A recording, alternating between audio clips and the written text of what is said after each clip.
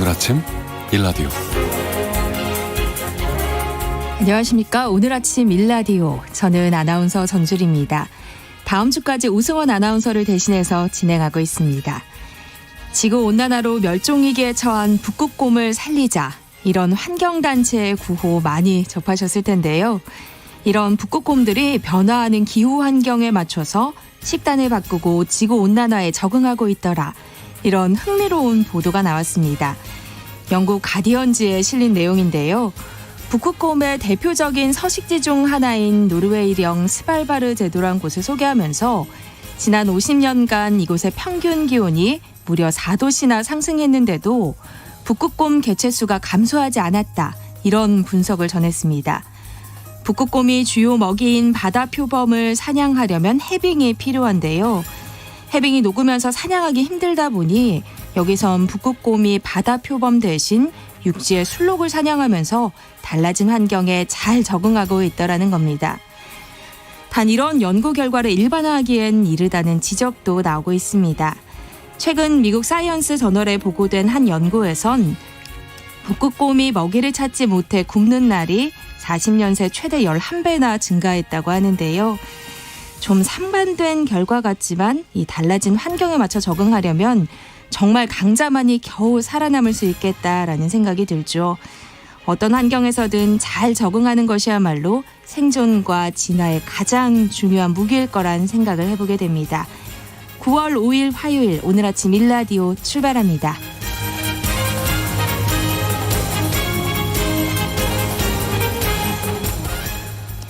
네, 오늘 아침 일라디오 이 시간은 물론 KBS 일라디오의 모든 프로그램은 유튜브 KBS 일라디오 공식 채널이나 모바일 콩 어플리케이션을 통해서 실시간 함께하실 수 있습니다.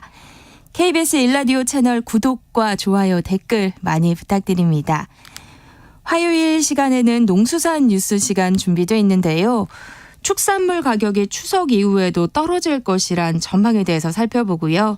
또 텃밭 가이드 시간에는 한 해 농사 계획을 9월부터 시작해야 한다고 하는데 이게 무슨 얘기인지 살펴보겠습니다. 청취자 여러분 궁금증, 질문 많이 보내주시고요. 단문 50원, 장문 100원이 드는 샵 유료 문자 샵 9730으로 보내주시면 됩니다. 유익한 정보와 살아있는 이야기가 있습니다. KBS 오늘 아침 일라디오.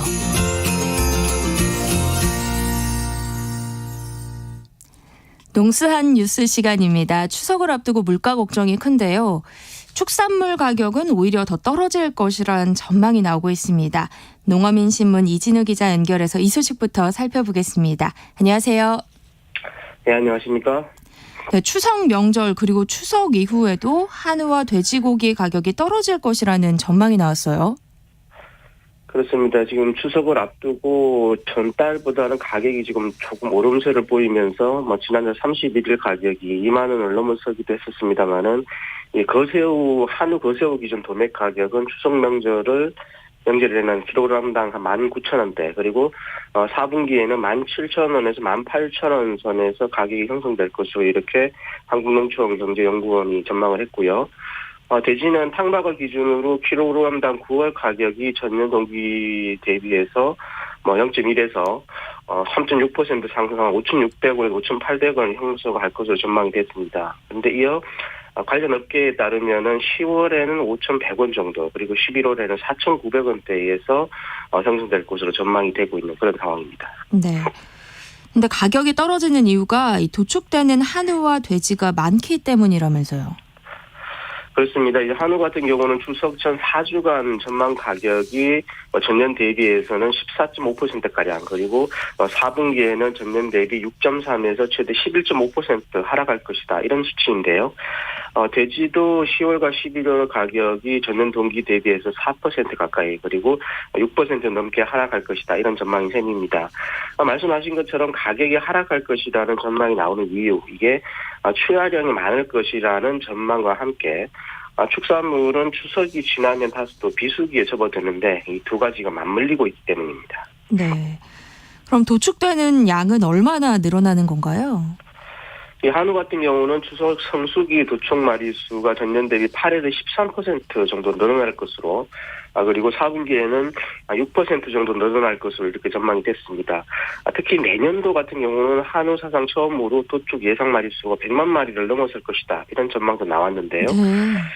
돼지 같은 경우는 9월 기준 사육 마리수가 전년 대비 0.5% 정도 증가한 수준을 나타내고 있는데, 이 8월에 폭염으로 잘 크지 않아서 출하가 지연됐던 돼지가 10월부터 본격적으로 출하가 되고요.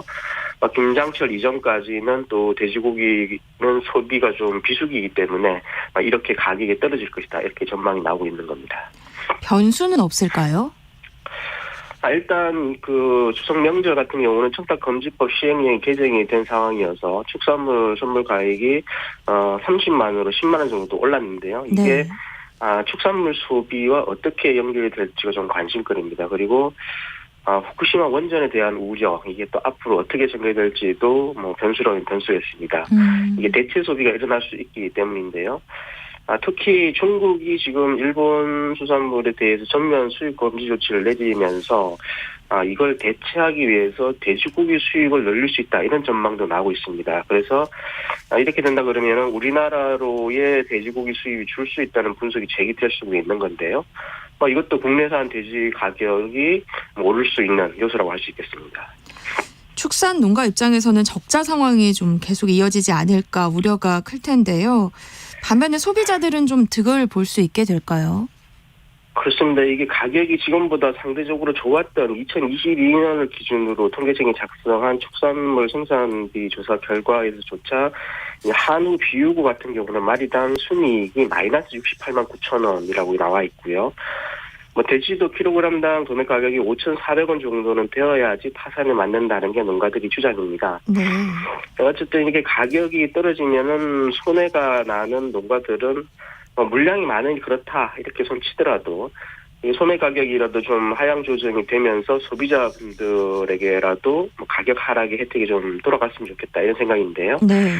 이 유통 부분에서 이제 돈을 버는 시기가 가격이 오를 때가 아니고 내릴 때라는 이런 말이 있습니다. 왜냐하면은 오를 때는 판매 가격에 적각 가격 오른 걸 반영을 하고, 내릴 때는 시차를 두고 반영하거나 좀 적게 반영하기 때문에 그런 말이 나온 겁니다. 소비자들도 기대만큼 득을 보진 않을 수도 있겠군요. 그렇습니다. 네. 다른 소식 한 가지 더 살펴보겠습니다. 이제 선선한 가을 기운이 느껴지기도 하는데요. 이 시기가 되면 바다 낚시 가시는 분들이 많아지나 봐요. 해양수산부 국립수산과학원이 어린 쭈꾸미를 보호해달라, 이런 리플릿을 제작해서 배포하고 나섰어요. 그렇습니다. 이 해양수산부 국립수산과학원이 가을철 낚시인들에게 인기가 높은 쭈꾸미, 이걸 자원 관리를 위해서 어린 쭈꾸미는 보호해 주세요라고 리플릿을 제작해서 지자체와 수협, 그리고 낚시인과 어업인 등에게 배포한다, 이렇게 밝혔습니다. 네. 그 이유가 이 쭈꾸미 어획량이 크게 지금 감소한 상황이기도 하고요. 낚시인들이 잡는 쭈꾸미의 양, 이게 상상을 초월할 정도로 어마어마한 것으로 나타났기 때문입니다. 낚시로 잡는데 얼마나 잡겠나 싶기도 한데요. 그렇습니다. 그런데 수산과학원 서해수산연구소가 지난 2018년부터 2020년까지 쭈꾸미 주요 낚시 시즌인 9월에서 11월 기간 동안 주 1회씩 인천, 경기도 시흥, 충남 서천, 그리고 전남 여수에서 쭈꾸미 낚싯배에 직접 타서 포획된 쭈꾸미의 개체수, 원부계 등을 측정한 바가 있었는데요. 이렇게 조사를 해보니 3년간 낚싯배에서 잡은 쭈꾸미량이 연간 평균 2,150톤이나 됐다고 합니다. 이 같은 기간 쭈꾸미 어획량을 보면은 2018년에 3,700여 톤, 그리고 2019년에도 3,800여 톤, 2020년에 4,300톤 정도였는데요. 이걸 평균해서 보면은 낚싯배에서 잡는 쭈꾸미량이 통계로 잡히는 전체 어획량이 약 55%나 되는 것으로 나타났던 겁니다. 전체 쭈꾸미 어획량의 절반이 넘는 물량을 낚시인들이 잡는 것으로 보고 있는 거네요.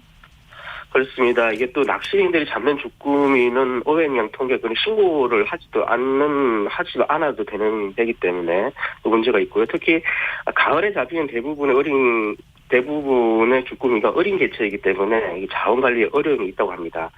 쭈꾸미의 인생사를 보면은 이게 4월에서 6월에 산란을 하고 부화된 개체는 7월에서 10월 사이에 성장을 하는데, 이 시기에 잡다 보니까 또 어린 개체를 많이 잡게 된다 이런 건데요. 네. 특히 이제 수거원에 따르면 9월 중순까지 잡히는 개체의 90% 이상이 55g 이하의 어린 주꾸미라고 합니다. 이 주꾸미 거머기가 끝나면서 9월부터 본격적으로 주꾸미 낚시가 이제 시작이 되는데요. 작은 개체는 다시 바다로 돌려 보내는 이런 특별한 배려가 좀 있어야겠습니다. 네. 농수산 뉴스 지금까지 한국농어민신문 이진우 기자였습니다. 고맙습니다. 감사합니다.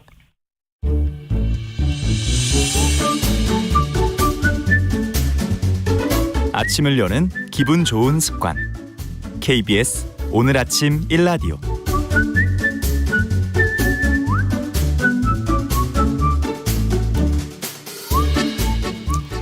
도시 농부들의 텃밭 가이드 수원 씨앗도서관 박영재 관장과 함께하겠습니다. 관장님 어서 오세요. 네, 안녕하세요. 네, 오늘 텃밭과 관련해서 궁금한 점이 있으시면 단문 50원, 장문 100원이 드는 유료 문자 샵 9730으로 지금 바로 문자 보내주시기 바랍니다. 자세하게 답변 드리도록 하겠습니다. 자, 9월로 접어들었는데요. 농사일도 좀 여유가 생기셨을까요? 한 주 어떻게 보내셨어요? 네, 날이 좀 많이 서늘해졌는데 아침 저녁으로 서늘해졌죠. 근데 낮 시간은 좀 뜨겁더라고요. 그리고 습도도 높고 그래서 아직도 좀 더운데요. 근데 확실히 가을에 접어드니까 햇빛의 색상이 황금빛으로 바뀐 것 같은 느낌은 듭니다. 지난 주말 오랜만에 영화관에 다녀왔습니다. 꽤 유명한 감독이 만든 오펜하이머라는 영화를 봤는데요. 네. 원자폭탄을 만든 과학자의 이야기를 그린 영화였습니다. 폭탄의 폭발 장면의 엄청난 모습하고 또 전쟁의 승리에 환호하는 사람들의 열광하는 모습들이 뇌리에 굉장히 많이 박혔는데요. 그리고 폭탄을 보면서 생명은 이런 폭발적인 모습은 아니지만 원자폭탄의 폭발을 100년으로 이렇게 연장해 놓은 그런 건 아닌가라는 생각을 했습니다. 그래서 실제 계산을 해봤더니 에너지 총량은 한 1000배 정도 적더라고요. 그래도 엄청난 에너지가 아닌가. 일생 동안 살아가는 우리가 쓰면서 사용하는 에너지가 그만큼 크다라는 거 알게 됐습니다. 저는 못 본 영화에서 궁금해지긴 하네요. 이렇게 농사일 좀 바쁘셔도 이런 문화생활도 즐기시나 봐요. 네, 또 가을은 또 독서의 계절이기도 하지만 여행의 계절 또 축제의 계절이기도 합니다. 농사하면서 어떻게 문화생활을 하느냐 반문하시는 분들도 계시겠지만 네. 한낮 12시 즈음에는 덥잖아요. 그러니까 공연이나 영화관을 찾을 수 있고요. 농사하는 동안에는 작업을 하면서 들을 수 있는 요즘 이제 오디오북도 잘 네. 만들어져 있더라고요. 그래서 또 성우분들이 이렇게 직접 강독을 해주시는 그런 오디오북들도 있어서 책을 읽는 기분을 느끼면서 이렇게 농사를 할 수가 있습니다. 어떤 분들은 농사 짓는 면적이 넓어서 시간이 없다고 하지만 네. 농사하면서도 이렇게 문화생활을 할 수가 있습니다. 또 농사님 못지않게 문화생활이 주는 풍요로움이 있잖아요. 그거를 마음껏 즐기시는 이 모습이 참 멋지신 것 같아요. 계절적으로는 지금 어떤 농사 준비할 때인가요? 양파와 마늘 그리고 시금치와 같은 월동하는 작물 농사를 준비할 철입니다. 진짜 농사 계획은 봄이 아니라 어쩌면 이 계절에 가을, 9월 네. 이 계절에 해야 하는 것이 아닌가 생각하는데요. 월동 작물과 다년생 작물이 가을에 파종하기 때문입니다. 밭이 크다고 해서 봄부터 작물을 심고 밭 설계를 하다 보면 일이 너무 많거든요. 네. 하지만 밭의 일부분을 다년생 작물로 이렇게 가을에 채워놓게 되면 봄에 할 일을 줄일 수가 있어서 밭을 효과적으로 활용할 수 하면서도 일하는 시간과 노력을 절감할 수도 있습니다. 좀 효율적으로 밭을 운영해야 하는 거군요. 네. 봄부터 하는 농사일을 내가 할 수 있는 노동력을 좀 평가를 해서 그만큼만 봄농사 반면적으로 남기고 네. 나머지는 다년생이나 겨울을 날 작물로 채우도록 합니다.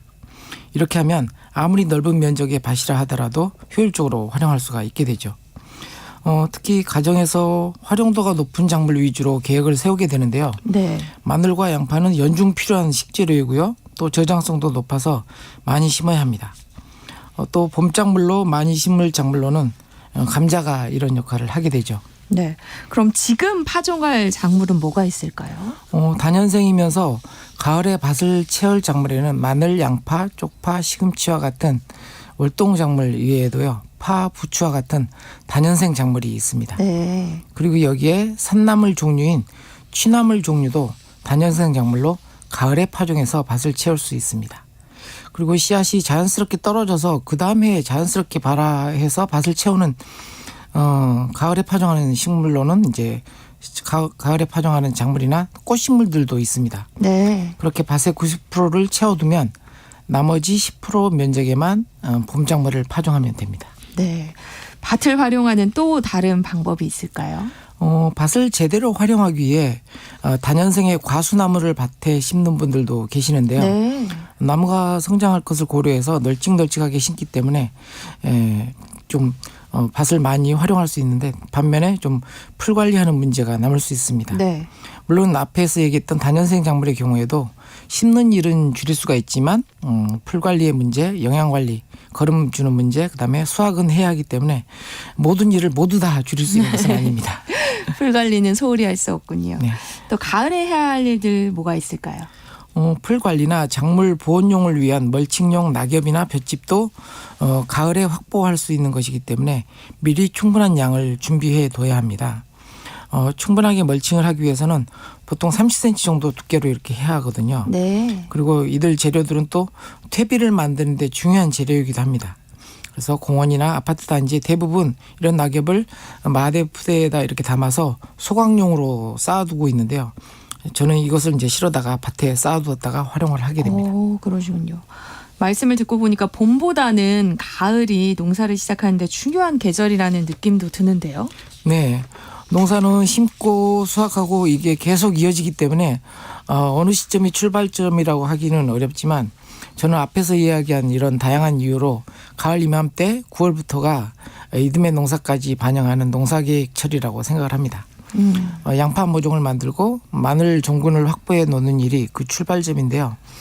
귀농 귀촌하거나 텃밭을 준비해 두고 계신 분들은 이때 농사계획을 세우시기 바랍니다. 네.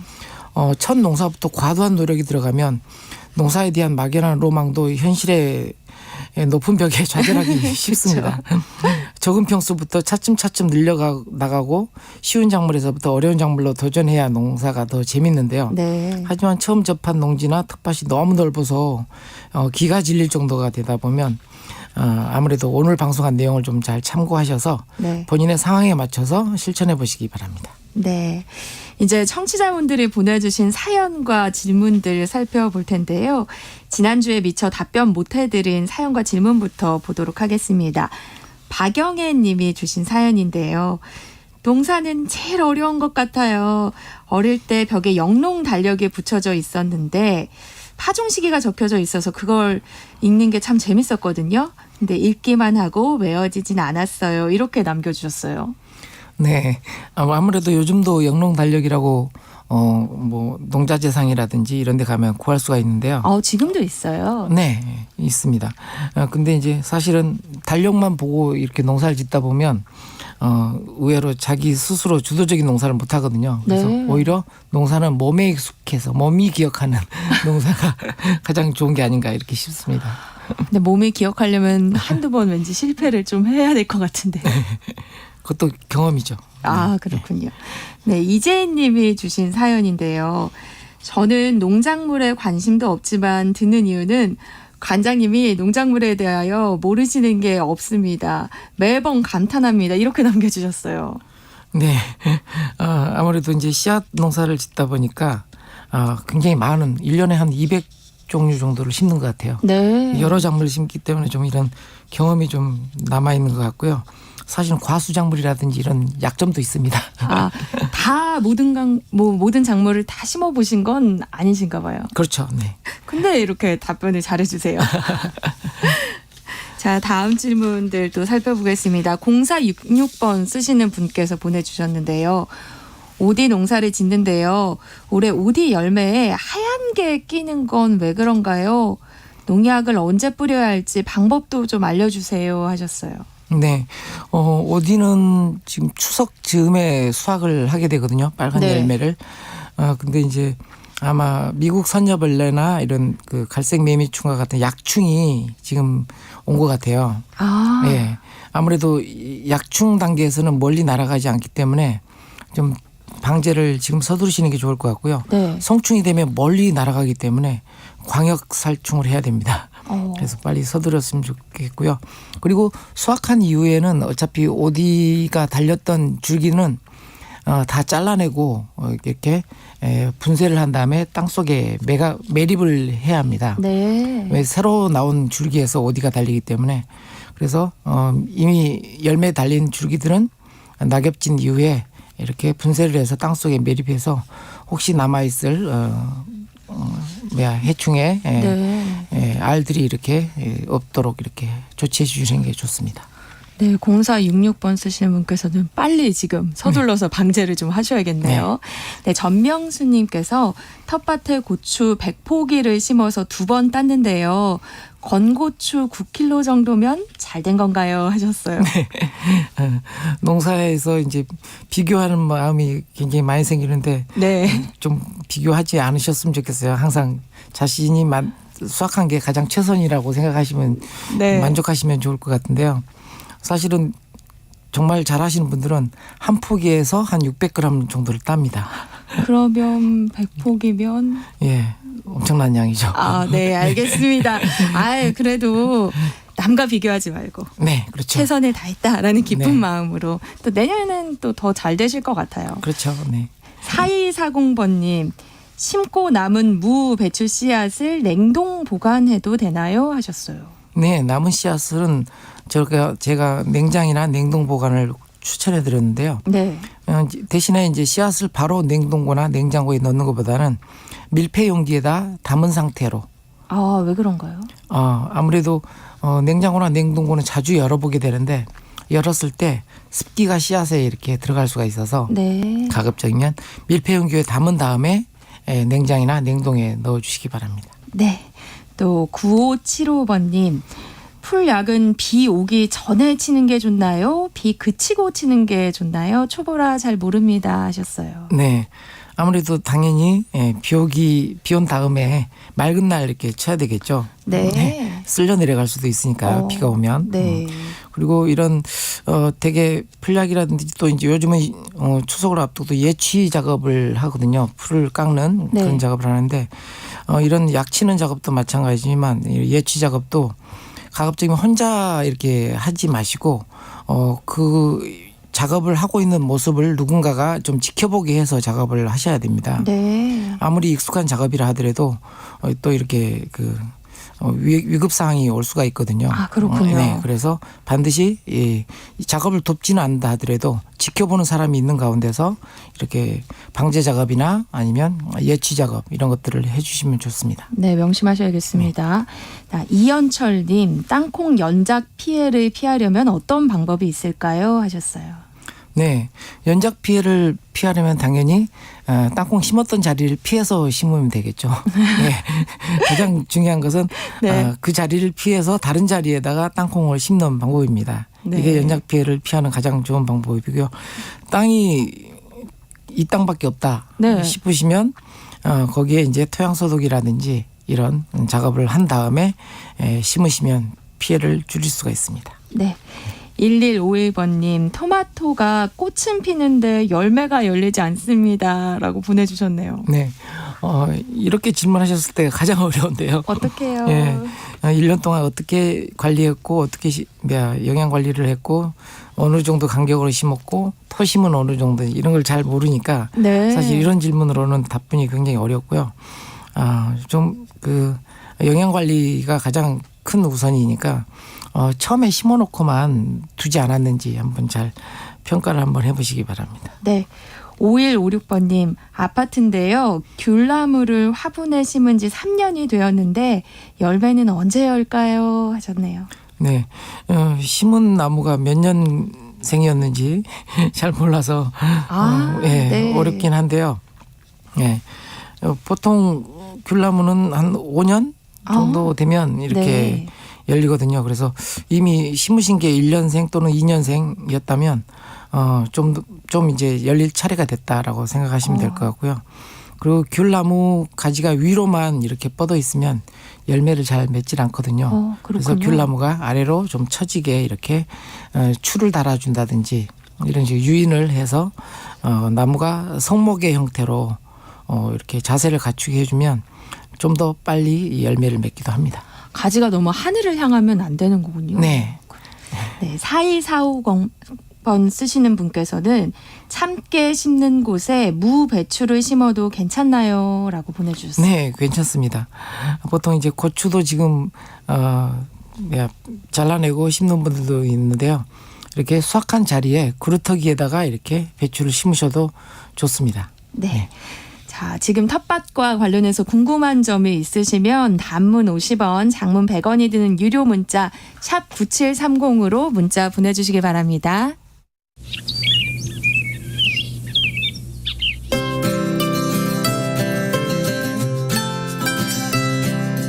지금 여러분께서는 수원 씨앗도서관 박영재 관장과 함께하고 계십니다.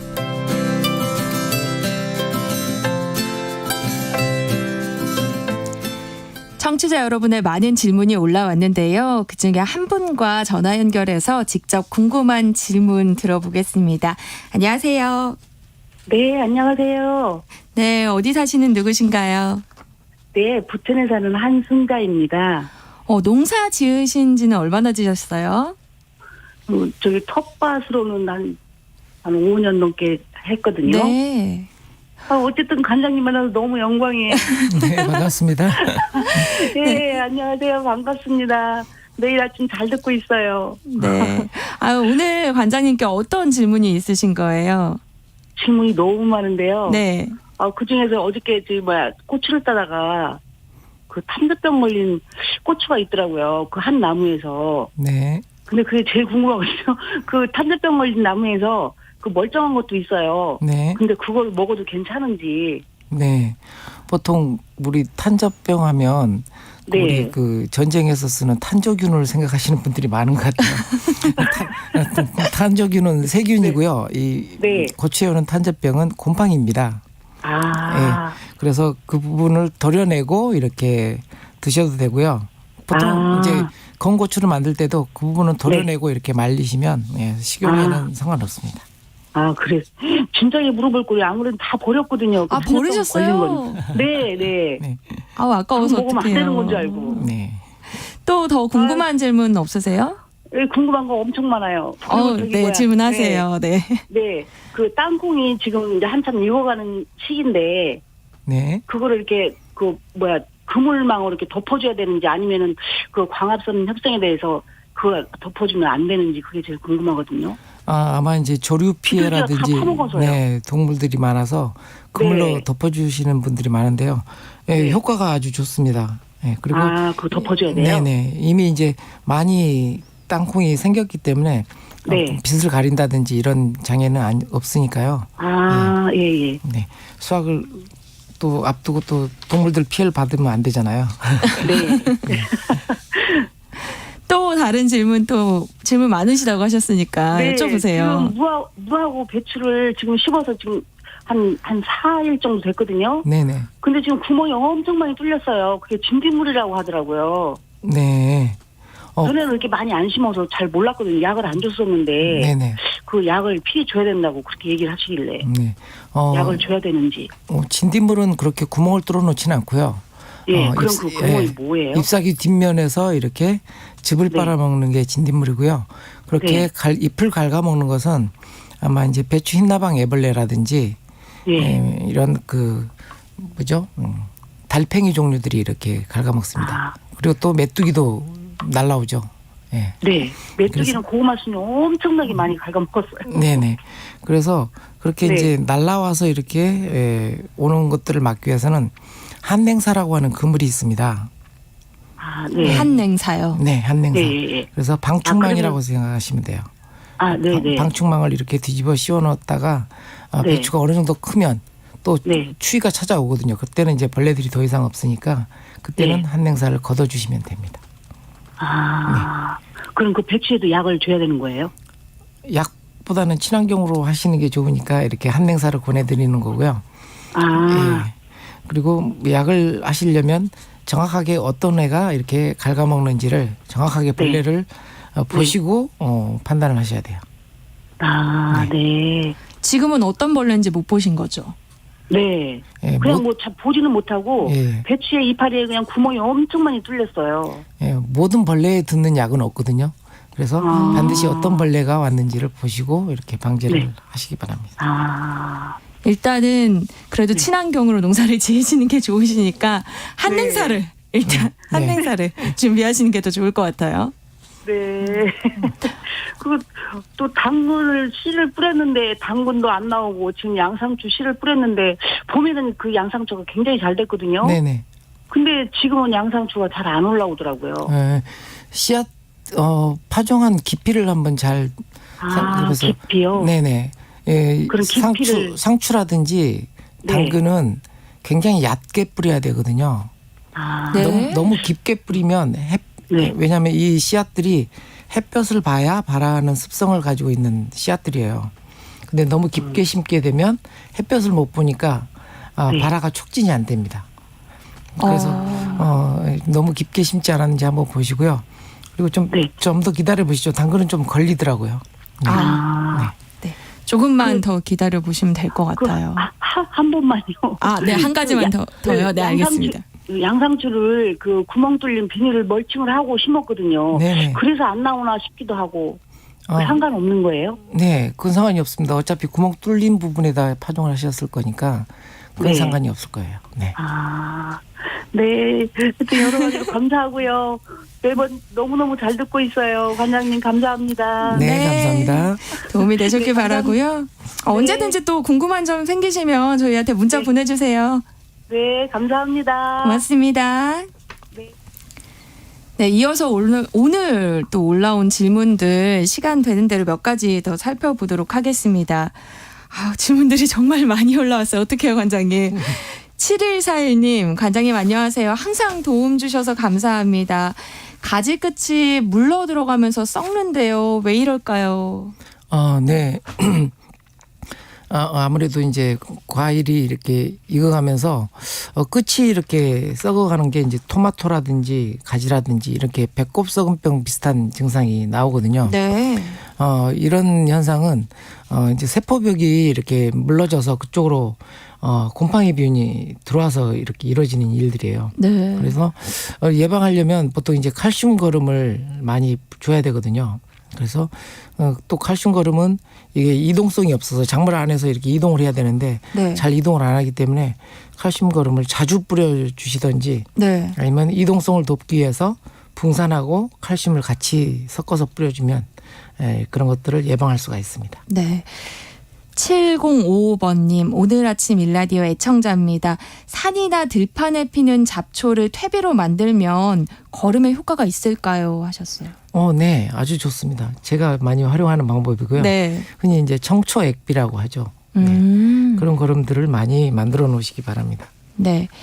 2569번님, 안녕하세요. 사과나무가 2년째 사과가 안 열립니다. 가을에 어떤 준비를 해야 내년에는 열릴 수 있을까요? 하셨어요. 네.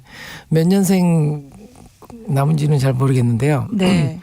보통 이제 4, 5년 정도 이렇게 유묘기를 네. 유모기를 지나서 이제 성목이 된 이후에 이제 이렇게 열매를 맺게 되는데요. 네. 아까 그 감귤에서도 말씀드렸듯이 가지를 약간 밑으로 이렇게 늘어뜨려 주는 이유가 광합성량을 많이 해서 충분히 이렇게 성목으로서의 어떤 준비를 서두르게 만드는 그런 조치거든요. 네. 그래서 가지를 아랫도로 이렇게 늘어뜨려 주면 빨리 성목으로 전환이 되기도 합니다. 그렇군요. 네. 네, 7882번 쓰시는 분께서는 고구마 줄기가 무성한데요. 고구마를 캐서 보니까 아직도 손가락 3마디 정도 크기입니다. 뭐가 문제일까요? 네, 고구마 질문은 굉장히 많이 들어왔는데요. 네. 사실은 고구마 줄기를 굉장히 못 살게 불어야 됩니다. 어떻게요? 고구마 줄기가 자연스럽게 뻗어나가서 마디마다 잔뿌리를 땅에 내리거든요. 그럼 그 내린 자리마다 고구마를 달려고 그래요. 네. 그러다 보니까 이게 광합성량은 제한돼 있고 그것을 분산돼서 사용하려고 하니 그렇게 손가락만한 고구마가 달리거든요. 네. 그래서 고구마 잎을 자주 들쳐 주셔야 돼요. 네, 그렇게 그래서 못 살게. 네네. 그렇게 하면 애초에 심었던 자리에만 고구마가 이렇게 달립니다. 아, 그렇군요. 좀 부지런하셔야겠네요. 네네. 그리고 네. 고구마잎, 줄기잎도 열심히 따서 드셔야 됩니다. 네. 또 한상민님께서 호박이 넝쿨이 무성한데 열매가 달리지 않아요. 무엇이 문제일까요? 라고 보내주셨네요. 아, 이제 보통 호박이라든지 오이 같은 과채류가 30도 이상 이렇게 기온이 올라가면 호흡량이 늘어서 이렇게 열매를 결실을 안 하거든요. 이제 가을로 접어들었으니까 서늘해진 기후에서 또 다시 열심히 또 달릴 겁니다. 예. 아, 그렇군요. 기다려 주십시오. 아, 기다려야 되는군요. 네. 네, 3253번님 매일 아침 잘 듣고 있습니다. 단호박을 심었는데 열린 호박 속에 벌레가 있어요. 왜 네, 그럴까요? 네. 하셨어요. 이제 호박 과실파리라고 하는 벌레인데요. 주로 이제 어린 호박일 때 침을 꽂고 거기다 산란을 해서 그 호박 속에서 이렇게 번식을 해서 이렇게 호박이 물러지거든요. 네. 그래서 되게 이제 방제를 하는 방법도 애매하고 그렇긴 한데 네. 그 중간 기주식물이 인근에 있을 수가 있습니다. 기주식물이요? 예, 하늘탈이라고 하는 조그만 이렇게 하늘 수박이라고도 하고 하늘탈이라고 하는 넝클성 박과작물들이 주변에 있으면 그쪽에서 번식을 해서 이렇게 호박으로 옮기거든요. 아, 날라오는 거예요? 네, 그걸 이제 중간 기주식물이라고 그러는데 주변에 그런 하늘탈이라는 식물이 있는지 보이면 그런 것들을 깨끗이 제거해 주는 것도 호박을 건강하게 키우는 방법 중에 하나입니다. 그렇군요. 3071번님 텃밭에 마늘 심는 시기가 궁금합니다 하셨어요. 네, 벌마늘이라고 하는 난지역 마늘은 보통 9월, 10월에 이렇게 심고요. 네. 그다음에 한지역, 육종 마늘이라고 하는 한지역 마늘은 11월에 심습니다. 네. 근데 심으려고 할 때 이렇게 마늘을 구하려고 하면 찾기가 쉽지 않거든요. 그래서 미리미리 종자를 이렇게 확보해 놓으시는 게 중요합니다. 네, 그렇군요.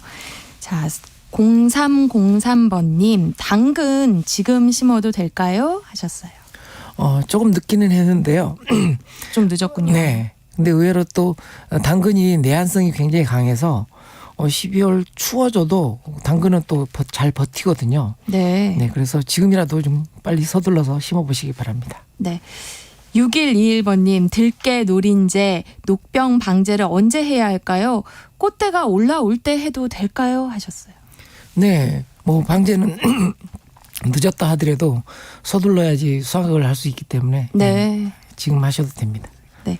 5550번님 옥상 화분에 진딧물이 엄청 생겼는데요. 무공해 방제 방법이 있을까요? 하셨어요. 진딧물이요? 무공해로 어떻게 네, 방법이 있을까요? 무공해로 할 수 있는 방법은 집에서 쓰는 그 주방 세제 있잖아요. 네네. 세제를 아주 강하게 흔들어서 네, 그 물에다 타서 강하게 흔들어서 그 거품이 거의 보이지 않을 정도로 아주 미세하게 만든 다음에 네. 이렇게 분무기로 뿌려주면 효과가 있을 수 있습니다. 네. 4222번 쓰시는 분께서는 양파 집에서 두고 먹을 때 잘 썩는데요. 어떻게 해야 썩지 않게 먹을 수 있을까요? 하셨네요. 네. 아무래도 통풍이 잘 되는 곳에다 보관을 해야 합니다. 그래서 양파망이라든지 이런 데다 넣어서 어디다 이렇게 바닥에 두는 것보다는 걸어도 두는 게 가장 썩지 않고 무리지 않고 이렇게 보관할 수가 있습니다. 네. 아유, 질문이 정말 많이 왔습니다, 관장님. 근데 오늘은 시간 관계상 여기서 또 마무리를 해야 할 것 같아요. 답변 못 해드린 질문들은요, 저희가 잘 보관했다가 또 다음 주에 이어서 해드리겠습니다. 텃밭 가이드 시간 지금까지 수원 씨앗도서관 박영재 관장님과 함께했습니다. 고맙습니다. 네, 감사합니다.